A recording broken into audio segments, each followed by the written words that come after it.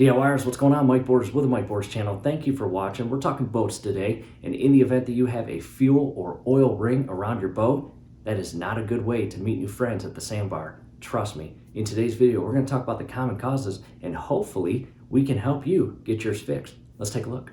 All right, DIYers, inside the garage now, and hey, if you've been with us throughout all of our DIY repair videos on this boat, we really appreciate it. Let's hop to the back of the boat, to the hull, and to our just recently installed, rebuilt outdrive top to bottom, as you see here.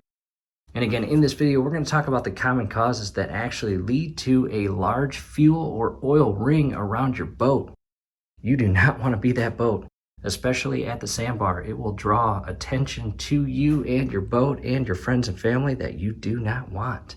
All right, DIYers, at this point, I have the camera positioned. I am looking at the transom, the gimbal ring, the bell housing, as well as the outdrive. And we're looking at the starboard side of the unit. And the way I want to talk about these common causes is basically start from the transom or hull and make our way back. And as far as the likelihood order of the leak, it won't really go in this order, but again, for organizational purposes for you, I want to start with the hull and transom and again, work my way back. So with that said, let's talk about the hull of the boat, or most rear portion of the boat that the transom secures onto. And in between this transom itself and the hull of the boat is a seal.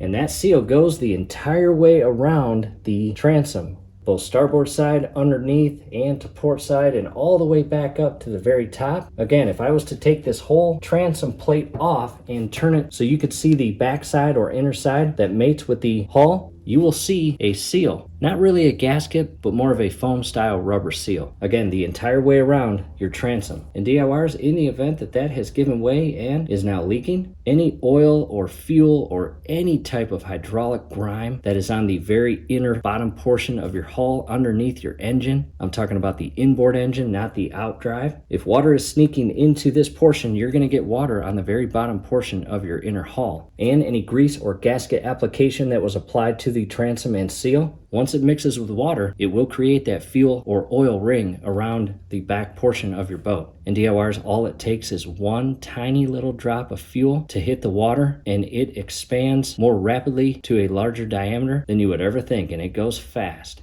So again, the seal in between the transom and the hull. Now let's feed out to your grease ports. In our case, again, we're looking at the starboard side of the gimbal ring and transom, and we've got our trim sender switch. And in the event that this grease port is leaking, or any grease is leaking out of the seam where the sender switch secures onto the gimbal ring and flush with the inner hinge pin, that will also cause a fuel or oil / grease ring around your boat. However, that is unlikely, but we cannot rule it out as an option or cause. And from there, feeding out, we've got the bell housing, and underneath here, or in between the bell housing and gimbal ring and transom, we have several bellows, which include our shift cable bellow, our U-joint bellow, and our exhaust bellow. In our case, Alpha 1 Gen 1, on the port side, we have a water tube. And if any of those bellows are leaking, it is very likely that that will be causing your fuel or oil ring around your boat. However, out of all of those bellows, the most likely one to be causing that would be your U-joint bellow up top, the larger of all of them. Because inside there is your entire U-joint assembly and shaft, which was heavily greased and lubricated prior to being reinstalled back on the bell housing and transom.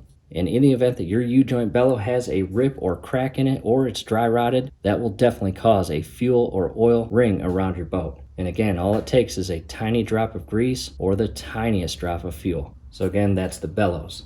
In addition, let's talk about the outdrive. In between the outdrive and the bell housing is this gasket here. And if you have watched our repair videos, you saw us install that gasket prior to shifting the outdrive onto the bell housing and securing it. In addition, just past this gasket here on the inner portion of the bell housing is again our entire U-joint assembly and yoke shaft. And inside this portion right here, for example, if I was to take the outdrive out, there's a large circle casing on the inner portion or opposite end right under here that is part of the outdrive itself. And inside that casing is your oil seal, your bearing, and your gear. And that entire outer portion of the casing, we heavily lubricated that as well prior to installing the outdrive to the bell housing. And I share that because in the event that this gasket was not properly seated onto the bell housing and mated with the outdrive, It's very likely that all of that grease on the inner circular casing of the outdrive that again is inside here is leaking out past this seal. And on top of that, the outer oil seal that is just inside and mating with the retainer nut, securing our entire U-joint assembly and yoke shaft to the outdrive itself. If that oil seal has given away, DIYers, all of that gear lube and oil inside the upper unit is going to be leaking out of that and pouring into your U-joint bellow. And again, if your bellow is leaking, it's going out your bellow and creating a massive fuel and oil ring around your boat. However, if your bellow is not ripped and your gasket here has failed, it's coming out of this gasket. So definitely look out for that.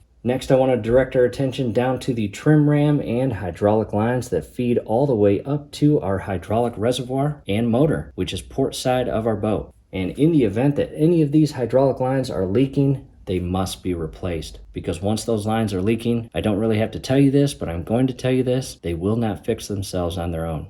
In addition, if you have any leaks at the fittings where the hydraulic lines feed into the trim ram, as well as the hard mounted point in between the lower portion of the transom and the anode, again, you will definitely want to replace your hydraulic lines. And with that said, continuing on with the trim ram, it's extremely unlikely because DIYers, these are solid and very difficult to crack. However, in the event that you have hit bottom when you've been out and about, or another boat unfortunately smacked into your boat while anchored at the sandbar and cracked a trim ram, guess what? You are going to have a major hydraulic leak out of your trim ram, and that must be replaced immediately.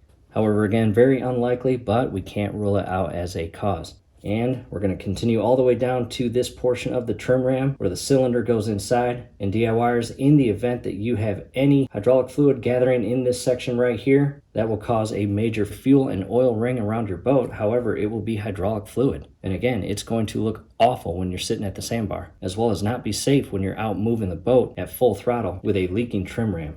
And right inside here are little seals, and it's important to share with you, these trim rams can be rebuilt with a rebuild kit, which comes with a brand new cylinder and all the inner parts as well as the seals. However, in my opinion, if you're okay with parting with the original trim ram that came on your boat, like we are, just go ahead and replace the entire thing. However, it is important to know, if you do want to keep your original trim ram that's on your boat right now, you can rebuild it by purchasing a rebuild kit. So again, that's the trim ram and hydraulic lines. Now let's go all the way back up to the very top portion of the upper unit. This is our cap, secured on by 4 bolts. And if I removed all 4 of these bolts, I can carefully pull up and remove this cap, and on the inner side is a rubber O-ring. And in the event that that rubber O-ring has failed, your internal gear lube that lubricates all the gears and bearings is going to begin leaking out at the seams where the cap meets the upper unit. So again, that's another cause. And from here, now let's reposition the camera and go down below and take a look at the lower unit and prop.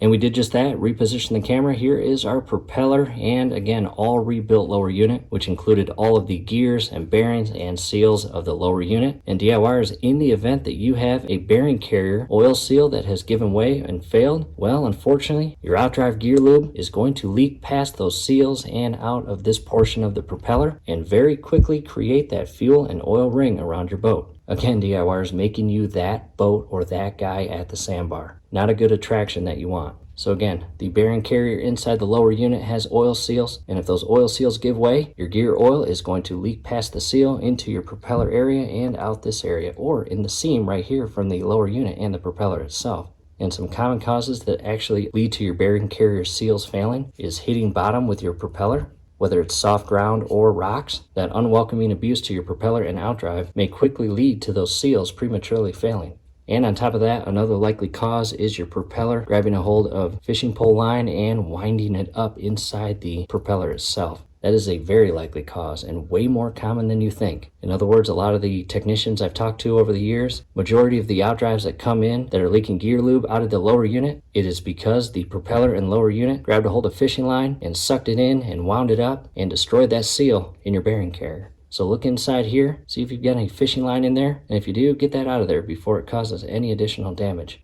And with that said, that's the likely cause in this area. I want to hop to port side and the very lower portion of our outdrive where that gear lube drain port is. Coming to port side, I'm going to position the camera in a way where we can actually see, again, the lower unit drain port. And this is the drain screw or drain port that you carefully unscrew, and when you unscrew it and remove it, all of the gear lube inside, not only your lower unit but the upper unit as well, is going to drain out of this drain port.